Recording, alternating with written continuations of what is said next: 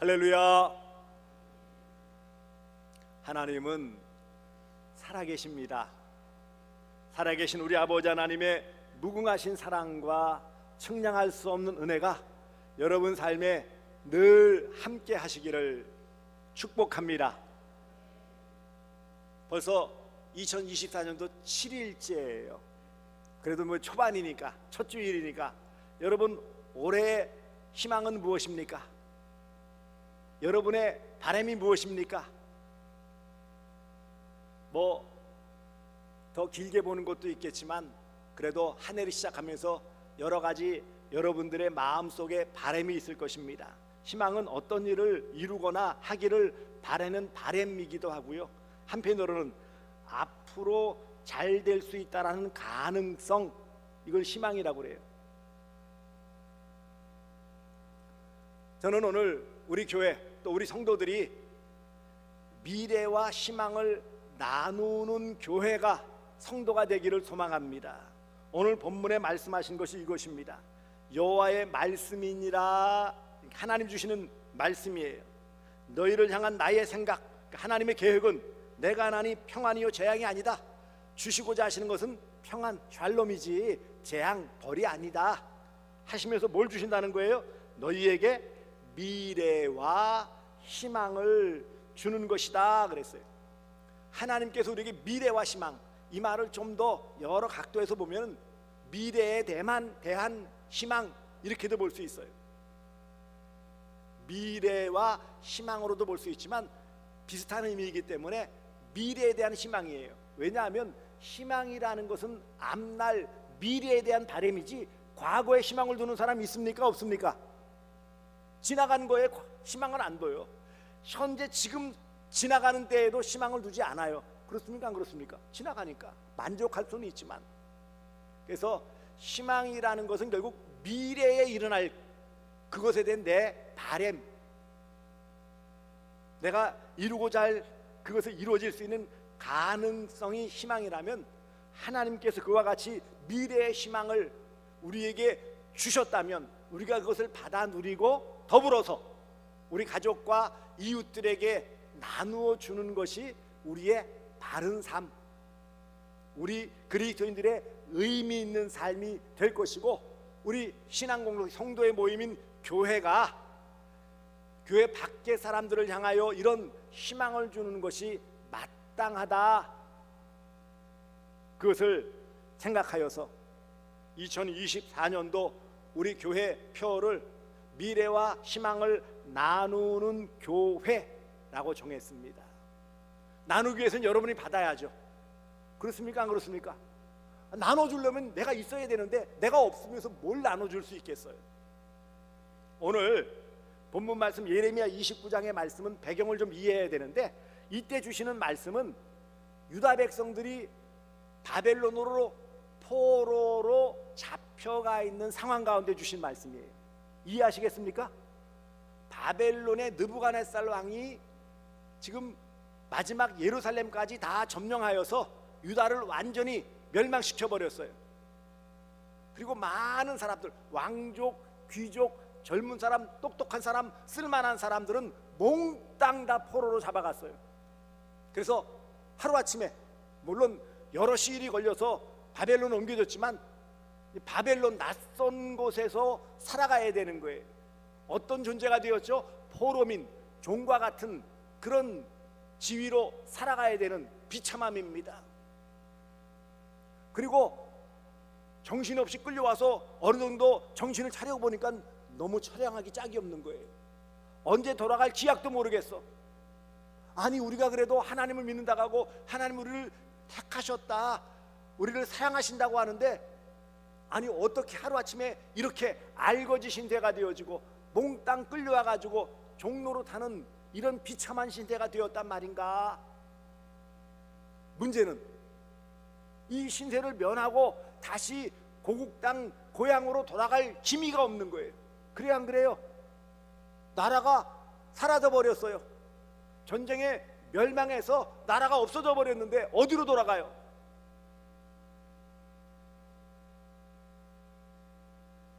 그러니 지금 이 말씀을 듣고 있는 유다 백성들, 바벨론의 포로로 잡혀와 있는 유다 백성들에게 이런 하나님의 말씀, 예레미야 선지자를 통해 주시는 이 말씀이 귀에 제대로 들어올까요? 안 들어올까요? 미래와 희망을 준 것이다 라고 하지만 별로 마음에 와닿지 않을 것입니다. 왜냐하면 포로 잡혀온 지금 현실이 너무나 비참하기 때문이에요. 유다 백성들, 이스라엘 백성들에게 있어서 남의 나라에 전쟁에 좀 접은 적은 있지만 이렇게 나라가 완전히 망해서 포로로 몽땅 끌려간 적은 단 한 번도 없었어요. 주변 나라가 공격해서 한두 번 패배는 했었지만 이렇게 비참하게 완전히 나라를 잃어버린 적은 없었던 유다 민족인데, 그러니 얼마나 당황스럽고 얼마나 비참하고 얼마나 비통한 마음을 가졌을까요? 절망적인 상황이에요. 암울한 그런 환경에 놓여져 있어요. 앞이 보이지 않아요. 그러니 희망이라는 단어를 쓸 수 없는, 대신 어떤 단어를 써야 될까요? 절망.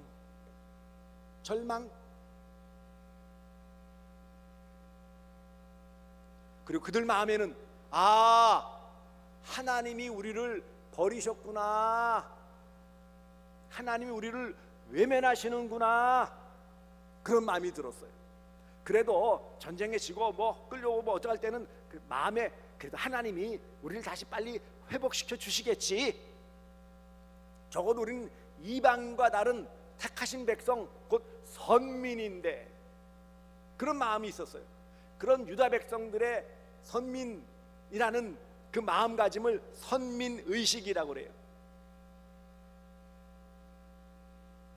그래도 하나님께서 택하신 백성인데 너무하십니다.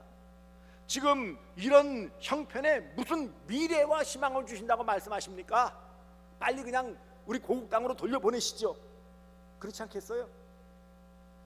미래와 희망, 미래에 대한 희망을 말씀해 봐야 지금 유다 백성들의 귀에는 별로 들리지 않는단 말씀입니다.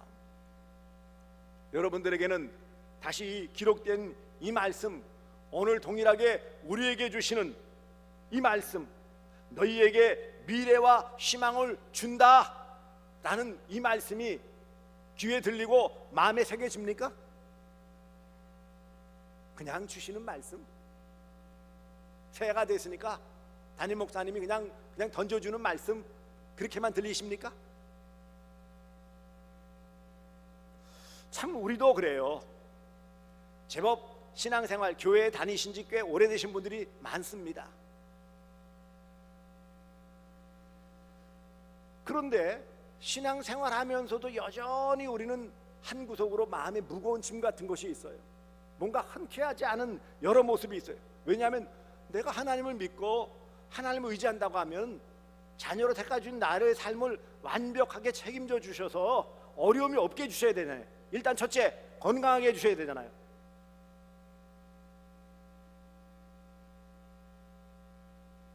감성금 들으시는데 지난해에는 죽을 뻔했습니다. 우리 권사님 고백이 참 마음에 확 와닿는 거예요.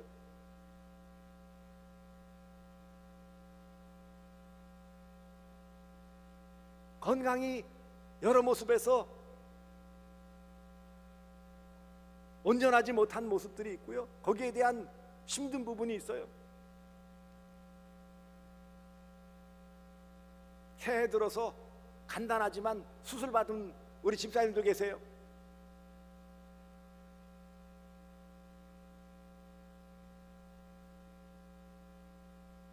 한편으로는요, 경제적인 면을 보세요.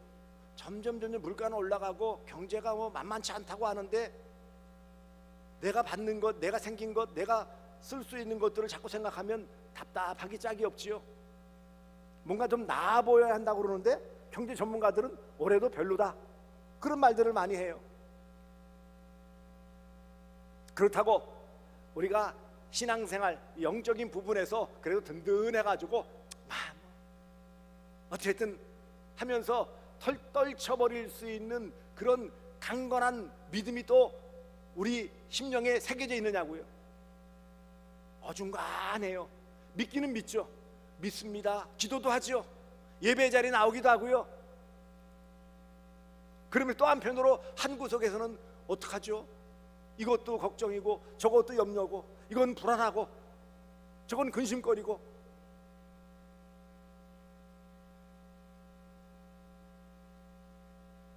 그 상황이 물론 바벨론 포로로 잡혀가 있는 유다 백성만큼은 아니라 할지라도 어찌되었던 우리의 현재의 삶의 모습, 우리의 느끼는 바는 사실 답답하기 짝이 없고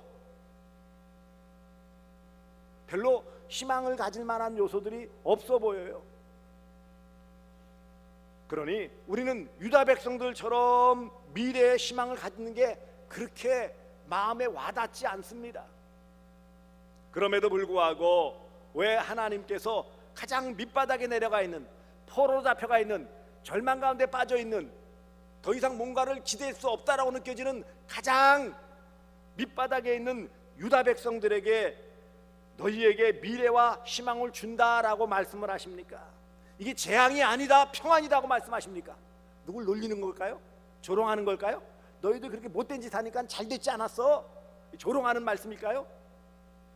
포로로 잡혀와서 비참한 삶을 사는데 뭐가 평안이에요? 절망이죠.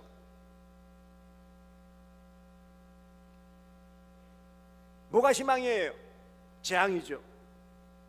그런데 왜 하나님께서는 예레미야 선지자를 통해서 너희에게 주는 것은 평안이고 재앙이 아니며 미래와 희망을 주는 것이다라고 말씀을 할까요? 바로 하나님께서는 유다 백성들, 절망에 빠져 있고 앞날에 대해서 어떤 희망도 품지 못하는 그런 유다 백성들을 향하여, 또 동일하게 모든 세대의 모든 성도들을 향하여 주시는 말씀이 무엇입니까? 바로 회복을 약속하시는 희망의 메시지예요. 그럼에도 불구하고 여전한 사랑으로 품어주실 것이고 회복의 은혜로 함께 해주실 것이고 그 모든 절망이 변하여 희망으로, 불안한 마음이 변하여 평안으로 바꾸어 주실 것이다 라는 약속의 말씀이에요. 긍정적인 메시지입니다. 그래서 이런 하나님의 마음을 좀 알아라 이거예요. 11절 다시 보시면 여호와의 말씀이니라 너희를 향한 나의 생각을 내가 아나니, 이 생각, 이 말은 계획, 뜻이라는 거예요.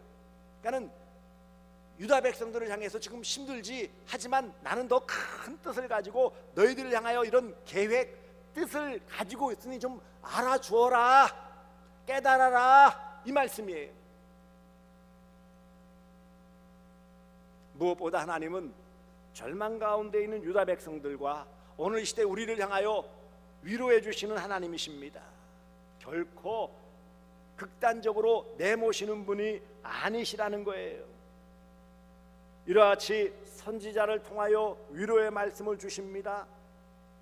평안 주시고 미래와 희망을 주는 것이다. 그래서 재앙이 아닌 평안을 주신다라는 의미가 뭘까요? 현실적으로는 재앙인데 왜 평안일까요? 하나님을 등지고 불순종하며 우상 숭배한 그 백성들을 놔두시면 완전한 멸망이에요. 다시는 더 이상 희망을 품을 수 없기 때문에, 그래서 어떻게 해야 된다고요? 다시금 뭔가를, 그 마음을 가다듬고 믿음을 회복시켜 주시기 위해서는 이런 재난, 고난을 통과시킴을 통하여서 그들이 더 나은 하나님의 백성으로 만드시고자 하시는 하나님의 거룩하신 뜻이 있다라는 거예요.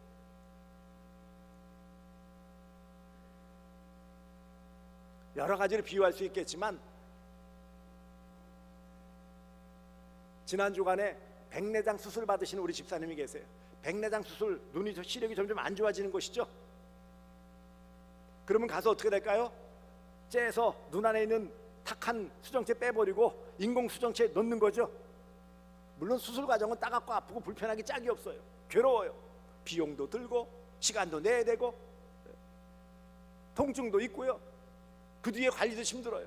하지만 탁한 그 상태로서는 계속 시력이 안 좋아지기 때문에, 불편하기 때문에, 괴롭기 때문에 어떻게 해야 돼요? 잠시의 통증과 불편함을 감수하고서라도, 그래서 혼탁한 수정체를 빼버리고 인공수정체를 집어넣으면 어떻게 될까요? 밝게 잘 볼 수 있는 거예요. 나 이 과정 힘들어, 통증이 있어, 비용들어, 싫어, 그러면 계속 어두우게 상할 수밖에 없는 거예요.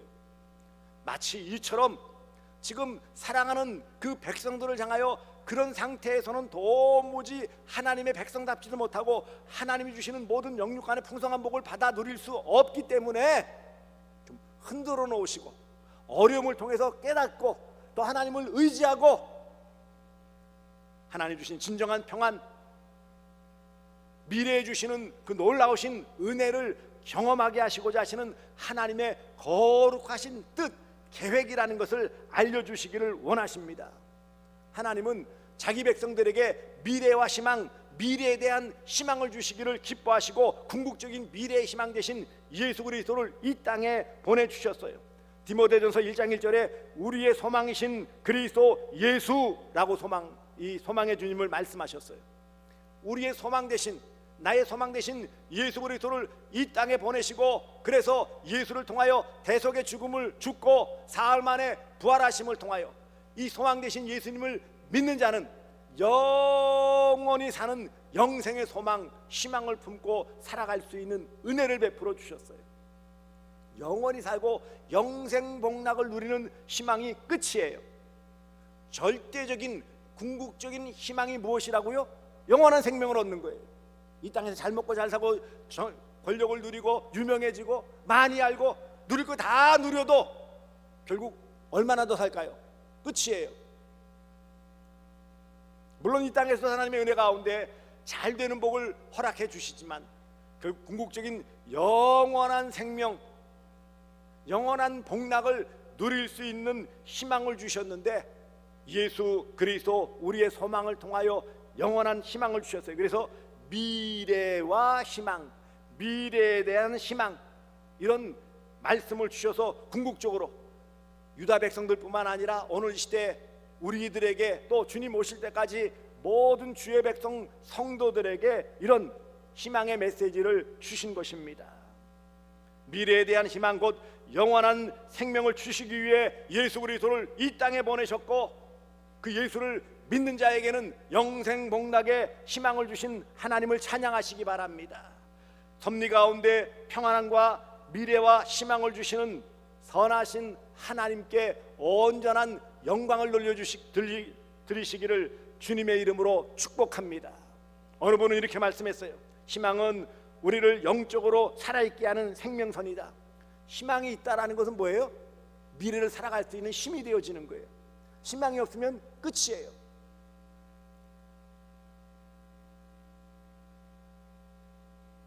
그래서 실존주의 철학자, 신학자인 키에르케고르는 절망은 죽음에 이르는 병이라고 그랬어요. 절망은 이미 끝이에요. 당장 육신적으로 죽지 않아도 이미 죽은 사람이에요. 하지만 희망을 품는다라는 것은 미래를 바라보는 것이고, 그래서 그것을 충분히 이겨내고 극복하고, 그래서 이 땅에서의 삶도 현재의 삶에서도 최선을 다하고 충실할 수 있다라는 것입니다. 현실만 바라보면 절망할 수밖에 없고 두려워할 수밖에 없지만, 하나님을 바라보며 우리 구주 예수 그리스도를 바라보면 미래와 희망을 주시는 하나님의 은혜를 듬뿍 받아 누릴 수 있음을 믿으시기를 바랍니다. 하나님은 우리에게 또한 세상에 미래와 희망을 주시기는 좋으신 하나님이십니다. 그러므로 희망은 하나님의 선물이에요. 오늘 본문에 보시면 이렇게 말씀하십니다.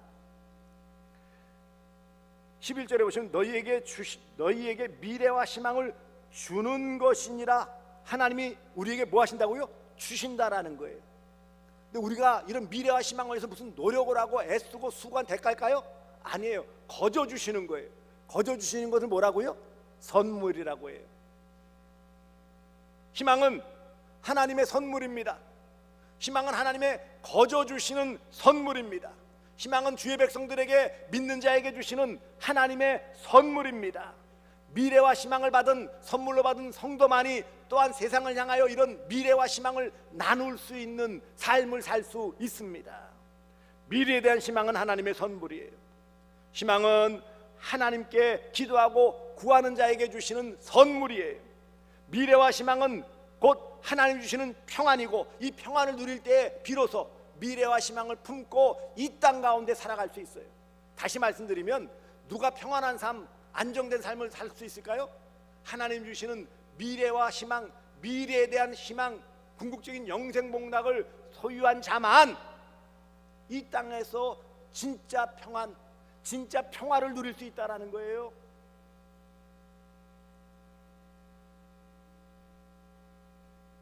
결국 궁극적으로 미래의 희망은 구원입니다. 영생복락이에요. 하나님이 주시는 희망은 그러므로 우리는 나누어야 돼요. 나만 누리는 것이 아니라 나누어야 돼요. 성도는, 그리고 성도의 모임인 교회는 이런 미래의 희망, 구원의 소망을 세상 가운데 나누는 삶을 살아가야 마땅한 것입니다. 예레미야 31장 16절 17절에 여호와께서 이와 같이 말씀하시니라. 내 울음소리와 내 눈물을 멈추어라. 내일에 삭슬 받을 것인즉 그들이 그의 대적의 땅에서 돌아오리라. 여호와의 말씀이니라. 너의 장래에 소망이 있을 것이라. 너의 자녀가 자기들의 지경으로 돌아오리라. 여호와의 말씀이니라. 이어서 주시는, 오늘 본문에 이어서 주시는 말씀인데 결국은 뭐라고요? 지금 울음소리, 눈물 멈춰라. 왜요? 희망이 있다라는 거예요. 내가 이제 그렇게 수고하고 고통당한 것에 대한 삭슬, 대가를 치러서 삭슬 받았다. 대적의 땅에서 고국 땅으로, 고향 땅으로 돌아오리라. 너의 장래에 소망, 희망이 있을 것이다. 너의 자녀가 자기들의 지경으로 돌아오리라. 왜 너의 자녀라고 말씀할까요? 70년을 채워야 되니까.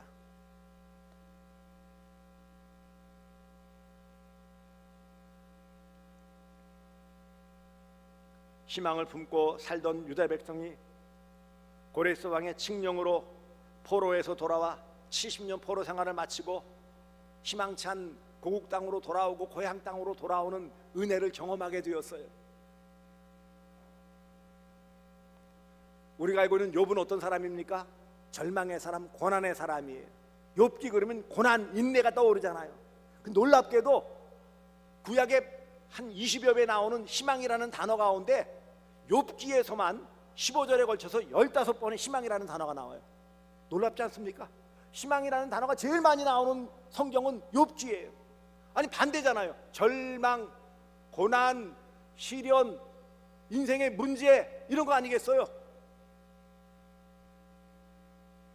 그런데 희망이라는 단어가 15구절에 15번이나 나온다라는 것은 뭐라고요? 고난, 시련, 모든 인생의 아픔 이런 것을 통해 하나님은 어떻게 하신다고요? 큰 소망을 이루어 주시기 때문에 그 희망을 이루어 주신다라는 것을 보여주시는 인물이 바로 욥이에요. 그러므로 미래와 희망, 미래에 대한 희망을 나누는 복된 성도와 교회가 되시기를 주님의 이름으로 축복합니다.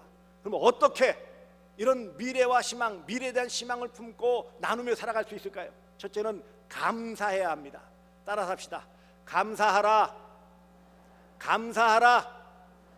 감사해야 돼요. 불평하면 안 돼요. 원망하면 안 돼요. 감사는 믿음으로 받아들인다는 뜻이에요. 현재의 상황이 이해되지는 않고 너무 힘들고 너무 괴롭지만 여기에는 분명하신 하나님의 뜻이 있다 라고 믿기에 그 다음에 뭐가 나오는 거예요? 자연스럽게 감사가 나오는 거예요. 수용하는 태도가 감사해요. 어렵죠? 힘들죠? 왜 나만, 왜 우리 가정에만 이런 어려움이 생길까? 답답하죠? 이해가 안 돼요.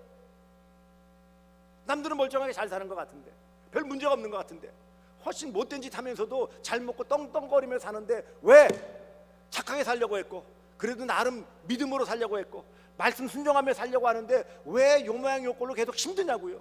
이해가 안 될 때가 많아요. 분명한 사실은 그 모든 것에 하나님의 생각, 하나님의 뜻, 하나님의 계획이 있다라는 거예요. 너희를 향한 나의 생각, 이게 하나님의 뜻이에요. 우리는 다 이해할 수 없어요. 그 순간 당할 때는 이해할 수 없지만 지내놓고 보면 아, 이런 귀한 뜻이 있었구나 알 수 있는 거예요. 그러니 지금 고난 가운데 있습니까? 시련 가운데 있습니까? 아픔이 계속 되어지고 있어요? 앞이 캄캄합니까? 감사하세요. 왜냐하면 거기 하나님의 생각, 하나님의 뜻, 하나님의 계획이 있기 때문이에요. 두 번째는 어떻게 합니까? 감사한다면요, 기도하라 그랬어요. 기도하라. 따라서 합시다. 기도하라. 기도하라. 자, 12절 말씀, 바로 뒤에 있는 12절 말씀 보시면은 너희가 내게 부르짖으며 내게 와서 기도하면 내가 너희의 기도를 들을 것이요. 이 미래와 희망을 어떻게 얻고 나눌 수 있다고요? 기도해서 얻는 거예요. 기도해서 부르짖어 기도하면 들어주신다. 들어주신다. 비슷한 단어로 찾으라 그랬어요. 찾으라. 13절을 보세요. 너희가 온 마음으로 나를 구하면 나를 찾을 것이요 나를 만나리라. 기도하고 찾으면 어떻게 한다고요? 만나 주시고 응답해 주시겠다. 만나리라. 영적이고 인격적이고 이런 교제를 갖는 것, 지속적인 만남을 통해 하나님의 말씀대로 평안을 얻고 기도를 통해 내 모든 소원을 아뢰면 하나님께서 미래의 소망, 미래와 소망을 이루어 주신다라는 것입니다. 더 나아가 이제는 어떻게 됩니까? 미래에 대한 소망, 희망을 나눠야 합니다. 따라서 합시다. 희망을 나누라. 희망을 나누라. 내가 희망을 나누면요, 나도 희망을 더 얻는 거예요. 그렇죠? 나누면 나눌수록 나도 희망을 얻을 수 있어요.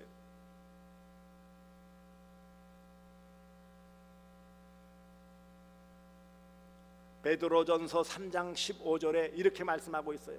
너희 마음에 그리스도를 주로 삼아 거룩하게 하고 너희 속에 있는 소망에 관한 이유를 묻는 자에게는 대답할 것을 항상 준비하되 온유와 두려움으로 하고. 우리 속에 있는 소망에 관한 이유를 묻는 데가 어떻게 하라고요? 대답하도록, 그 소망을, 희망을 나눌 수 있도록 준비하라는 거예요. 적극적으로 이런 희망을 나누는 삶을 살아라. 이것이 하나님의 뜻입니다.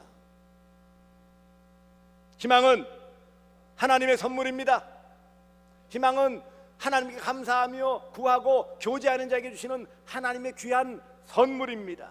이 선물을 받아 누리시고 나누시는 주의 백성들 되어주시기를 주님의 이름으로 축복합니다.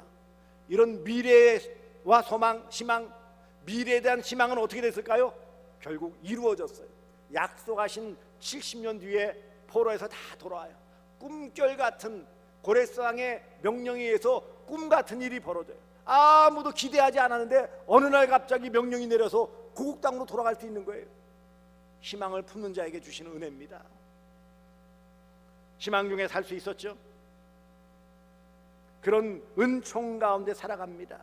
시편 30편 5절에 그의 노염은 잠깐이요 그의 은총은 평생이로다. 저녁에는 울음이 깃들지라도 아침에는 기쁨이 오리로다.